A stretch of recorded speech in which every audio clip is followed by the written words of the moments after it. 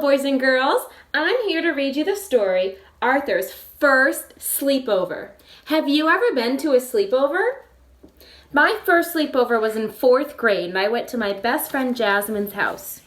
It was a lot of fun. Here's Arthur's story. Arthur was getting ready for his first sleepover. It isn't until Saturday, called Mother. Come in and eat your breakfast. Father laughed while he read the paper. Some man in town says he saw a spaceship. He chuckled. Probably the same man who thinks he saw Elvis at the mall, joked Mother. I do not believe in aliens, said Arthur. Well, the National Recruiter does, said D.W., and they'll pay a lot of money for a picture of one. On the way to school, the girls were talking about the spaceship. Arthur wanted to talk about his sleepover. We can have the sleepover in my tent, said Arthur. You wouldn't catch me out in a tent with these spaceship landings, said Murphy. Bad news, said Buster. My mom thinks I'm too young for a sleepover. I can't come. But you have to, said Arthur. It's my first sleepover, and you're my best friend. Why do they call them sleepovers, said Francine. No one ever sleeps. That afternoon, Arthur told his mother about Buster's problem. Well, I'll see what I can do, said Mother. Arthur crossed his fingers while she dialed. Buster's mom did all the talking. Yes, of course. Oh, no, said Mother. Absolutely. Good talking with you. Bye. Mother smiled and nodded her head. Do you think Buster's going to come to the sleepover? Hooray! Cried Arthur. Does Buster's mom know about the spaceship? Asked D.W. I saw flashing lights from one today. I think that was the pizza shop sign, said Mother.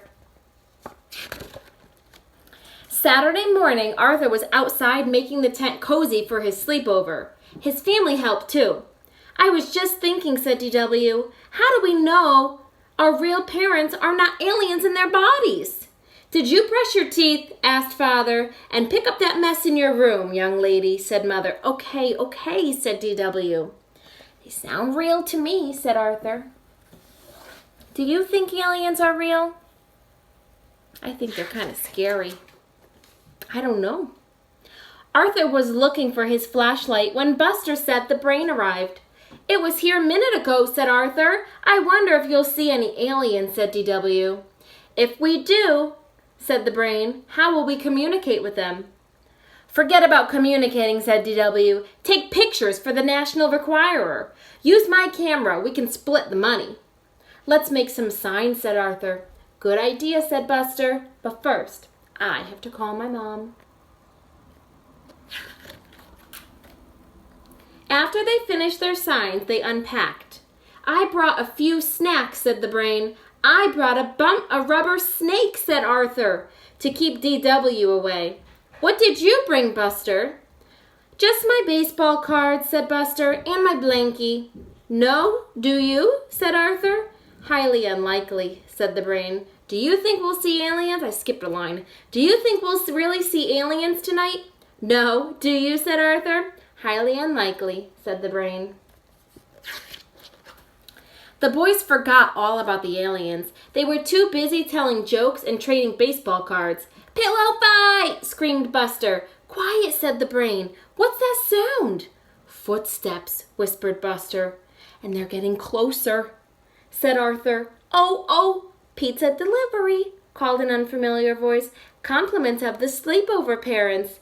Everyone laughed. I almost stopped breathing, said Arthur. I almost wet my pants, said Buster. That looks really fun in there, doesn't it? They look so cozy. Before they knew it, they heard another voice. Lights out, said Father. It's after 9. Bedtime. Already, said Arthur. Thank you for the pizza, sir, said the brain. You're welcome, said Father. Good night. Good night, said the boy sweetly. Do you think they're going to bed? You tell me.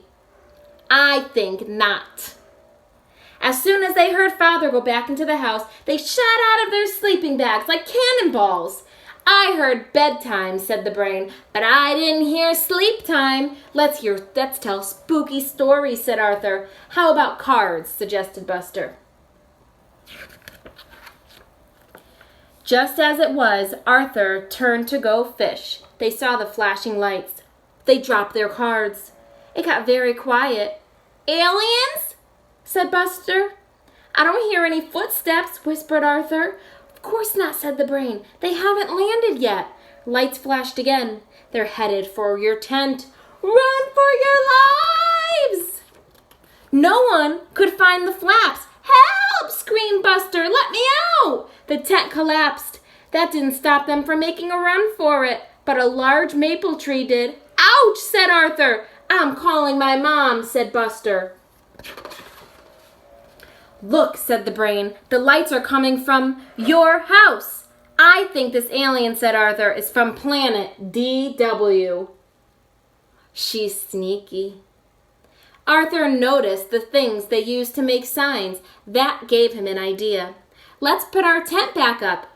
I think I know a way we can teach that little space creature a lesson." Later, Arthur crept quietly in the house.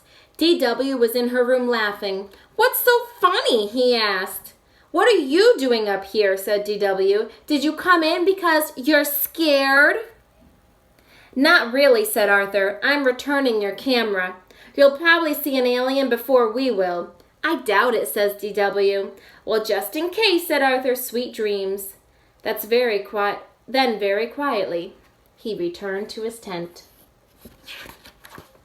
I think he has a plan.